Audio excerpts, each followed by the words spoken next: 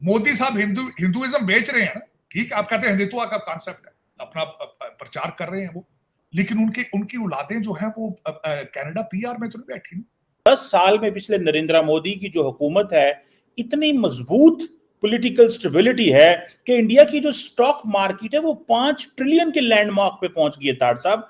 और ये मजे की बात है, अभी सिर्फ 5 राउंड जो है वो हुए हैं, अभी 2 राउंड पड़े हुए हैं, लेकिन स्टिल जो स्टॉक मार्केट है उसमें इतनी स्टेबिलिटी है। इट मींस कि मैक्रो इकोनॉमिक स्टेबिलिटी भी इंडिया के अंदर मौजूद है, पॉलिटिकल स्टेबिलिटी भी मौजूद है।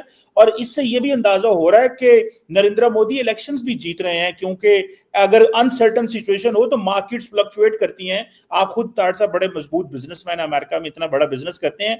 ताड़ साहब एक तरफ तो ये मसला है, दूसरी तरफ ताड़ साहब वो कतरियों ने हमसे पैसे मांग लिए हैं।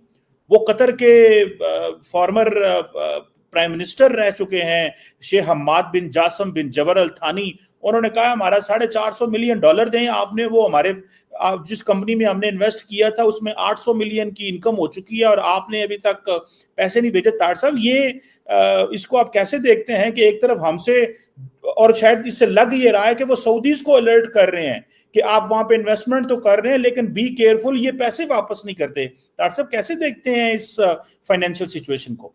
चीमा साहब, सबसे पहले मोदी साहब को डिस्कस करते हैं। मोदी साहब की सियासत को देखा जाए तो वो उन्होंने एयर टाइट सियासत करते हैं। एयर टाइट से मुराद है कि चांस कहीं से नहीं लेते। और दूसरा जो मैंने बिलखसूस ये देखा है कि जिस तरीके से मोदी साहब का, जब अगर आप पोर्टफोलियो स्टडी करते हैं, जिस तरीके से उनकी डेडिकेशन और उनकी एक जिस तरीके से ही started as a political worker, और फिर और जो मैं बिलखसूस है खासकर बात करता हूं कि मोदी साहब अपने जब लोग सियासतदान जब जीत जाते हैं तो वो एक रिलैक्स मूड में चले जाते हैं, फिर गलतियां भी करते हैं, फिर बदले भी लेते हैं, बदले की सियासत भी करते हैं, फिर चांसेस लेते हैं, टीम मेंबर्स अपने उनके वजीर जो है उनको खुली छुट्टियां मिल जाती हैं, करप्शन में बात। मोदी साहब अपने इलेक्शन कैंपेन मोड से बाहर ही नहीं आते। अब ये देखिए, अगर रीसेंट इलेक्शन को अगर देखा जाए, इस इलेक्शन मोदी साहब के इंटरनेशनल दौरों से चीज शुरू होती है, फिर चंद्रयान की बातें फिर होती है, फिर उसके बाद सूरज के ऊपर जो चीजें, फिर जिस तरीके से टीम बिल्डिंग प्रोसेस में, और जिस हर एक दुनिया के अंदर जो इश्यूज आते हैं, सोच सोच के कदम उठाए जाते हैं। देखें, उन्होंने 7 अक्टूबर को उन्होंने हमास को कंडेम किया, फिर उसके बाद सिचुएशन चेंज हुई है तो उन्होंने अपना सपोर्ट चेंज करके वो फलस्तीनियों के साथ चले गए। किस तरीके से अभी रिसेंट अगर देखा जाए इस इलेक्शन से पहले, बल्कि रशिया से तो आवाजें भी आई है चीमा साहब कि भारतीय इलेक्शन के अंदर अमेरिका जो है वो मेडलिंग कर रहा है, लेकिन बड़ा सेंसिटिव मैटर था, लेकिन किस खूबसूरती से हैंडल किया गया है। पैनिक नहीं हुए। देखिए ना, पैनिक हो जाते ना, पैनिक होके कोई ऐसा बयान दे देते, जयशंकर साहब भी बयान ऐसा दे देते, अमित शाह साहब ऐसा बयान दे देते, मोदी साहब ऐसा बयान दे जाते जो डीरेल हो जाते, इलेक्शन पे इंपैक्ट आ जाता। इलेक्शन के दौरान 2-4 स्टेप लिए गए हैं, मैं हैरान हूं कि वो भी उनके हक में जा रहे हैं। जिस तरह आप देख लें, दिल्ली के चीफ मिनिस्टर साहब हैं जेल में, केजरीवाल साहब, लेकिन कोई असर नहीं पड़ा। उसके बाद आप देखें कि इस इलेक्शन के दौरान ही आज ईरान का ये हादसा हो रहा है। इलेक्शन के दौरान, इलेक्शन तो हो रहा है। फिर उसके बाद मैंने देखा है जिस तरीके से आज हम बात कर रहे हैं स्टॉक मार्केट की, आज से हफ्ता पहले थोड़ा सा फ्लक्चुएशन हुई है, लेकिन 2 लोगों ने फौरन उसको कवर करने की कोशिश की है। अमित शाह साहब ने भी स्टेटमेंट दी थी, डॉक्टर जयशंकर साहब ने भी उसको एड्रेस किया था, इसी फ्लक्चुएशन को। तो चीमा साहब, इसी इलेक्शन के दौरान श्रीलंका वाले भाग के चाइना गए हैं, चाइना ने बंदरगाह की एक्सपेंशन की है, लेकिन इसी इलेक्शन पे उन्होंने फौरन जाके ईरान के साथ डील बना ली। इसी इलेक्शन से फौरन पहले आपने देखा होगा कि अमेरिका के साथ तनाव आया रिलेशनशिप में, जयशंकर साहब फौरन रशिया पहुंच गए। तो ये देखें, ये चीजें, इसमें एक चीज देखनी होती है कि लीडरशिप और डेडिकेशन और नेशनलिज्म। मोदी साहब का या अमित शाह का कोई प्रोग्राम नहीं है दुबई में प्रॉपर्टी बनाने का। डॉक्टर जयशंकर साहब जो है, उनका कोई इंटरेस्ट नहीं है कि कनाडा में मेरे बच्चे पीआर ले लें, पब्लिक परमानेंट रेजिडेंसी। उनका कोई टारगेट नहीं है कि आईएमएफ का पैसा हमने लेकर तो लंदन में कितनी प्रॉपर्टी बनानी, ये उनका टारगेट नहीं है। बल्कि मैंने आपको कल भी कहा था, सोच की बात, यहां से तरनजीत संधू जो है एक्स जो एम्बेसडर है, वो इलेक्शन लड़ रहे हैं। और इस वक्त जितनी सख्त गर्मी है वहां पे वो जलसे कर रहे हैं। मैंने कल, मुझे किसी दोस्त ने तस्वीर भेजी है कि Taranjit Sandhu ex ambassador motorcycle के ऊपर अपनी कैंपेन चला रहे हैं, मोटरसाइकिल। तो ये सोच इस माइंड सेट है जी, इस माइंड सेट। और इसमें सबसे बड़ा जो एक वैल्यूएबल चीज है भारत के अंदर इस वक्त, वो उनका नेशनलिज्म। और उस नेशनलिज्म के पीछे वो भी चीज आना चाहिए उनके अंदर, नेशनलिज्म जरूरत थी उसकी। वजह क्या है? आपने कभी देखा कि कितने फॉरेन इन्वेडर्स ने क्या कुछ नहीं किया भारत के अंदर, कितने जुल्म नहीं किए उन्होंने। मेरा मकसद है कि हमारे जो पठान थे उन्होंने तो बारियां बना ली थी ना दिल्ली को लूटने को। दिल्ली तो लूटना वो इस तरह ही था जिस तरह मेरा मकसद है कि वो शॉपिंग सेंटर लूट के उन्होंने जाना।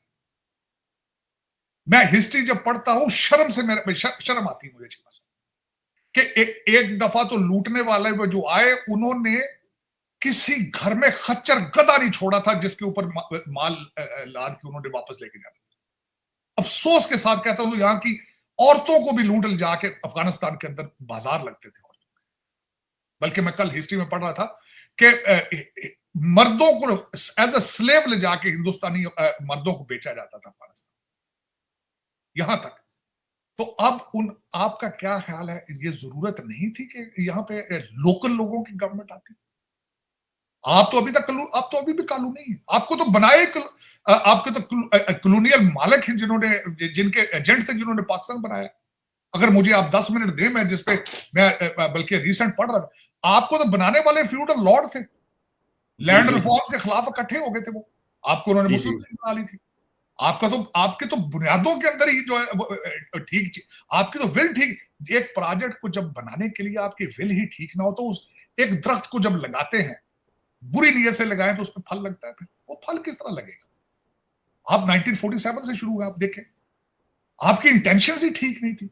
आप आज की असेंबली के अंदर आपके कौन लोग बैठे हैं? चीमा साहब मैं बता देता हूं जी। ब्रिटिश एजेंटों के पोते दोते बैठे हैं, पीरों मुरीदों के पोते दोते बैठे हैं। और या फिर आज भी आपको अगर पाकिस्तान में सियासत करनी है तो आपको मुर्शद बनना जरूरी है। क्यों? क्या बात, क्या वजह है कि आपको इस्लाम ही बेचना है? और मजे की बात, ठीक है इस्लाम बेचें आप, मोदी साहब हिंदुइज्म बेच रहे हैं ना, ठीक है। आप कहते हैं हिंदुत्व का कॉन्सेप्ट है, ठीक है। उनके अपने बच्चे लंदन तो नहीं पढ़ रहे हैं, ठीक, मंदिर बना रहे हैं, जा रहे हैं, अपना प्रचार कर रहे हैं वो, लेकिन उनकी औलादें जो हैं वो कनाडा पीआर में तो नहीं बैठी ना। डबल स्टैंडर्ड तो नहीं है। आपका हर बंदा जो इस्लाम यहां बेच रहा है उसके अपने बच्चे लंदन आर्टिफिशियल इंटेलिजेंस पढ़ रहे हैं। मतलब दर हकीकत जब तक आप इस लेवल, या तो आप मुसलमान अच्छे बनना है तो अच्छे मुसलमान बने। मैं नहीं कह रहा हूं कि आप इस्लाम प्रैक्टिस ना करें, मैं तो बल्कि इस चीज की प्रचार हमेशा ही करता हूं कि अगर आप हिंदू हैं तो अच्छे हिंदू बने, आप अच्छे सिख हैं तो अच्छे सिख बने, आप अच्छे मुसलमान हैं तो अच्छे मुसलमान बने, आप कोशिश करें आप अच्छे इंसान बने। लेकिन अगर आप ये नहीं कर सकते तो फिर जो पाकिस्तान में आज हो रहा है बिल्कुल यही होता है, एग्जैक्टली यही होता है। बल्कि आपने खुद ही मेरे दूसरे सवाल का जवाब दे दिया था आपने खुद ही कि चीमा साहब आपके सऊदी इन्वेस्टर जो है आपको टाइम देकर आते क्यों नहीं?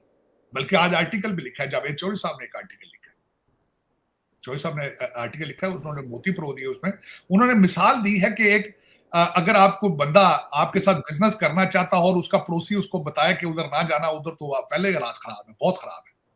आपकी बिल्कुल बात ठीक है कि इस वक्त, अच्छा उन्होंने तो हालात सिर्फ ये बताया आप पैसे नहीं देते, उसके अंदर आर्टिकल में जावेद चौधरी साहब ने तो ये भी लिखा है कि जब उन्हें वो, आपका क्या ख्याल है कि सऊदी आंखों से अंधे और कानों से बहरे हैं, उन्हें पता नहीं है कि आपका केपीके वाला अली अमीन गड्ढा पर रोजाना फेडरेशन को चैलेंज कर रहा है, वो रोजाना कहता है कि हम हमला करेंगे इस्लामाबाद पे। इस माहौल में सऊदी आके पैसे लगाएंगे? क्यों लगाएंगे? वो अंधे हैं, वो जुआरिये ने, वो फराडिये ने। अली अमीर गड्ढा पर रोजाना कहता हम जेल तोड़ के तो इमरान खान को ले आएंगे। अपना खुद जब एक कंट्री का चीफ मिनिस्टर अपने सूबे वालों को कह रहा हो कि बिजली के बिल ना दो, चीमा साहब वहां आप जाकर आप वहां इन्वेस्टमेंट करेंगे? आप चीमा साहब आपने जिस तरीके से चाइना को लूटा है, सऊदी देख नहीं रहे? आपने पिज़्ज़े बनाए, आपने क्या नहीं किया। ग्वादर के ऊपर सिर्फ 17 शिप आए, 17 शिप्स आए 2023। और सबसे बड़ी बात है, जो आर्टिकल मैं आज पढ़ रहा था, कि आपके जितने बिजली के प्रोजेक्ट किए हैं चाइना में, सब खसारे में जा रहे हैं। क्यों आएगा इस माहौल में वहां पे कोई? जय हिंद दोस्तों, स्वागत है आप सभी का हमारे चैनल पर। आप कमर चीमा हमेशा से ये जिस तरह के सवाल करता है ना, कई बार सोचते हैं कि भाई इतनी नफरत कैसे है, इतना मतलब भारत को लेकर पागलपन कैसे है, क्यों हमेशा भारत को लेकर उसको टांग अड़ाने की जरूरत है। पहली बात तो यह है कि भारत में जिस तरह से शांतिपूर्ण इलेक्शन चल रहा है, उसके पीछे प्रधानमंत्री नरेंद्र मोदी की मेहनत है, इतने सालों की मेहनत है, और जिसकी वजह से ये शांतिपूर्वक जो इलेक्शन चल रहा है, और इससे पहले भी शांतिपूर्वक ही होता आया है, लेकिन इस बार इलेक्शन का माहौल ही अलग है। यहाँ तक कि जम्मू कश्मीर में जिस तरह से इलेक्शन हुए हैं, वो देखने वाली चीज़ है। इतना भारत के दूसरे राज्यों में वोटिंग नहीं हुई जितनी जम्मू कश्मीर में हुई है। सबसे पहली बात तो यह है कि प्रधानमंत्री मोदी जिस तरह से साजिद तरार साहब कह रहे हैं, हिंदुत्व की राजनीति अगर मोदी जी करते हैं तो कम से कम उनके लड़के बाहर तो नहीं पड़ते। और यह हकीकत बात है, हमारे देश में जो भी राजनीतिक पार्टी है, जो भी राजनीति से जुड़ाव रखता है, वो इस देश से प्यार करता है। वो अपना फ्यूचर दूसरे देशों में नहीं देखता है, वो यही पैदा होता है और यही मरता है, कहीं दूसरे देश में जाकर सेटल होने की चीजें नहीं करता है। तो सबसे पहली चीज है कि अपने देश के लोगों का कंपैरिजन हमारे देश के लोगों से आप मत करिए, क्योंकि अगर आप करेंगे तो आप अपने आप को बिल्कुल नीचे तलवे में ही पाएंगे। और रही बात पॉलिटिकल स्टेबिलिटी की, तो जाहिर सी बात है, आप लोग इस्लाम को मानने वाले हैं। कोई भी इस्लामिक कंट्री ऐसा बता दो जहां पे सुख शांति हो, कहीं भी ऐसा नहीं है। और जब ऐसा नहीं है तो भैया आप समझ सकते हैं कि कहीं ना कहीं कोई ना कोई खोट ज़रूर है। तो मुझे लगता है सबसे पहले आप अपने आप को सुधारिए।